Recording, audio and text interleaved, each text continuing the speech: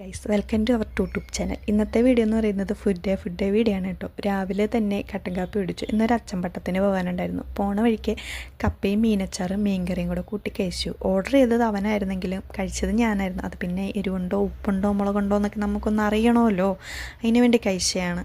പിന്നെ ഞാൻ അപ്പമായിരുന്നു ഓർഡർ ചെയ്തത്. അത് വരെ ലേറ്റ് ആയിരുന്നു. അത് വന്നപ്പോൾ അതും കഴിച്ചു. പിന്നെ പോണ വഴിക്ക് വിശക്കണു എന്ന് പറയാണ്ടിരിക്കാനായിട്ട് ഒരു ചായയും കൂടെ മേടിച്ച് തന്നു. വണ്ടിക്കകത്ത് കയറിയപ്പോഴത്തേക്ക് ഒരു ഏലാതി ഇരിക്കുന്നു. അതിന് വിഷമമുണ്ടല്ലോ എന്ന് കരുതിയപ്പോഴത്തേക്ക് അതും കൂടെ കഴിച്ചു. അവിടെ ചെന്ന് കഴിഞ്ഞപ്പോൾ നാരങ്ങ വെള്ളമൊക്കെ ഉണ്ടായിരുന്നു. പിന്നെ ഫുഡുണ്ടോ എന്ന് ഞാൻ അവനോട് ചോദിച്ചപ്പോൾ അവൻ പറഞ്ഞു ചിലപ്പോൾ കാണില്ലായിരിക്കും എന്ന്. അതറിയാൻ വേണ്ടിയിട്ട് വാഷ്റൂമിൽ പോകാൻ എന്ന വ്യാജേന ഞങ്ങൾ അവിടേക്ക് ഒന്ന് പരതി. അപ്പം അവൻ എന്നോട് പറഞ്ഞു ചിലപ്പം അച്ഛന്മാർക്കുള്ള ഫുഡ് മാത്രമേ ഉണ്ടാവുള്ളൂ. കുറേ അച്ഛന്മാരൊക്കെ ഉണ്ടായിരുന്നു, അപ്പോൾ അവർക്കുള്ള ഫുഡേ ഉണ്ടാവുള്ളൂ എന്ന്.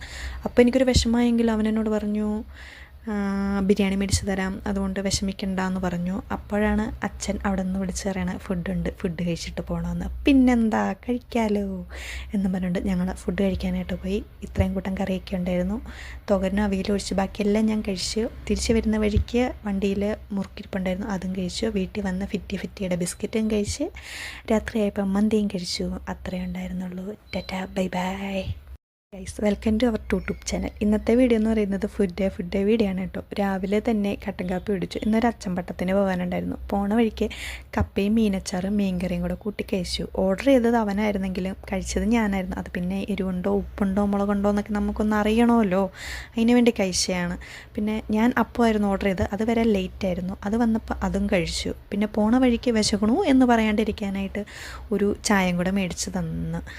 വണ്ടിക്കകത്ത് കയറിയപ്പോഴത്തേക്ക് ഒരു ഏലാതി ഇരിക്കുന്നു. അതിന് വിഷമമുണ്ടല്ലോ എന്ന് കരുതിയപ്പോഴത്തേക്ക് അതും കൂടെ കഴിച്ചു. അവിടെ ചെന്ന് കഴിഞ്ഞപ്പോൾ നാരങ്ങ വെള്ളമൊക്കെ ഉണ്ടായിരുന്നു. പിന്നെ ഫുഡുണ്ടോ എന്ന് ഞാൻ അവനോട് ചോദിച്ചപ്പോൾ അവൻ പറഞ്ഞു ചിലപ്പോൾ കാണില്ലായിരിക്കും എന്ന്. അതറിയാൻ വേണ്ടിയിട്ട് വാഷ്റൂമിൽ പോകാൻ എന്ന വ്യാജേന ഞങ്ങൾ അവിടേക്ക് ഒന്ന് പരതി.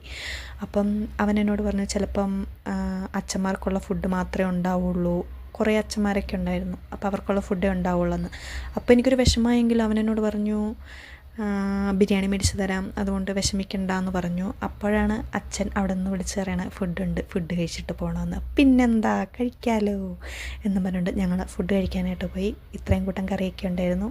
തോരനും അവിയലൊഴിച്ച് ബാക്കിയെല്ലാം ഞാൻ കഴിച്ചു. തിരിച്ച് വരുന്ന വഴിക്ക് വണ്ടിയിൽ മുറുക്കിരിപ്പുണ്ടായിരുന്നു, അതും കഴിച്ചു. വീട്ടിൽ വന്ന് ഫിറ്റിയുടെ ബിസ്ക്കറ്റും കഴിച്ച് രാത്രിയായപ്പോൾ മന്തിയും കഴിച്ചു. അത്രയേ ഉണ്ടായിരുന്നുള്ളൂ. Tata bye by.